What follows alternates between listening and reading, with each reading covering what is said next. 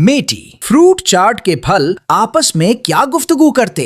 Me too, fruit चाट के फल आपस में बड़ी मजेदार बातें करते। सेब अकड़ कर कहता, देखो भाई, दिल के लिए मशहूर मैं ही हूँ। केला जवाब देता, तुम सिर्फ मशहूर हो, लेकिन असल ताकत मुझसे आती। अनार बोलता, भाइयों, मेरी गिनती मुश्किल है मगर फायदे बेशुमार। अंगूर शरारती अंदाज में कहता, खबरदार, कोई मुझे गिन गिन कर ना खाए। आम सबको घूरते हुए कहता, बस बहुत हो गई, फलों का बादशाह तो मैं हूँ। इतने में कीनू अपने हाथ में चाट मसाले का पैकेट पकड़े हुए आता और सबको डांटते हुए कहता, खामोश, मेरे रस और चाट मसाले के बगैर तुम सबका वजूद बेकार है। कीनू की बात सुनकर सब फल चुप कर जाते और खाली खाली नजरों से एक दूसरे की तरफ देखने लगते।